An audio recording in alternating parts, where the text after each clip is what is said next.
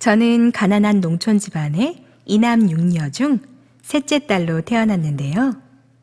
언니 오빠들은 돈을 벌기 위해 일찌감치 도회지로 떠났고, 저는 병으로 누워 계시던 아버지와 3살 아래 여동생, 그리고 어머니와 시골집에서 지냈습니다. 어머니는 어려운 가정을 꾸려나가기 위해 행상을 다니셨는데요. 편찮으시던 아버지는 제가 중학교 2학년이 되던 해 결국 세상을 떠나시고 말았습니다. 그로부터 1년 후 중학교를 졸업하고 서울로 이사했는데 적응하기 어려워 종교 생활을 시작했죠. 집에서 가까운 교회를 찾아간 건데요. 몇 년 다니다가 그만둬 버렸습니다. 다양한 종류의 헌금과 인간관계 등에 실망해 하루 이틀 빠지다 보니 자연스레 발길이 끊어진 것이었죠. 하지만 마음 한구석에는 참된 절대자가 계실 거야 생각을 떨쳐버릴 수 없었습니다. 이후 직장 동료였던 남편과 이른 나이에 결혼했는데요. 독실한 카톨릭 신자이셨던 시부모님.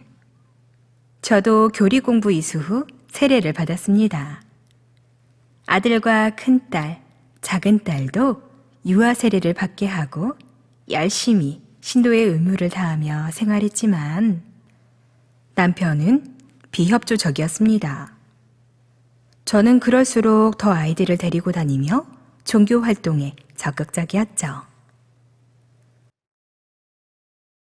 하지만 생활은 더 어려워졌고 몸과 마음은 지칠 대로 지쳐 급기야 병원 입원까지 하고 말았는데요. 새 아이를 보며 겨우 힘을 낼 수 있었습니다. 퇴원 후 형편이 어려웠던 탓에 할 수 없이 시부모님 댁에서 지냈는데요. 혼자 외롭게 생활하시던 친정어머니가 편찮으셨던 탓에 제가 직장을 다니며 병수발에 들어야 했습니다. 그러나 끝내 회복하지 못하고 얼마 지나지 않아 돌아가시고 말았죠.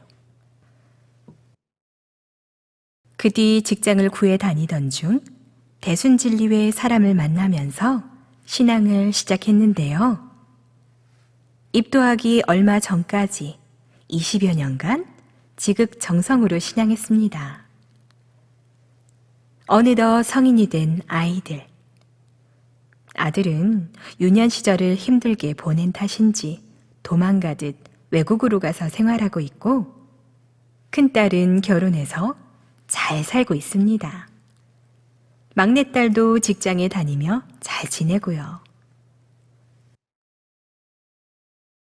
하지만 얼마 전부터 대순에 나가지 않고 있었는데요. 끝없는 성금 요구 탓에 경제적으로 어려워지면서 회의감이 생겼기 때문이었죠. 그러던 중 대순에서 같이 신앙하던 사람의 권유로 상제님 진리를 알게 됐습니다. 상생방송을 한번 보세요. 우리가 몰랐던 진리를 자세히 알 수 있어요.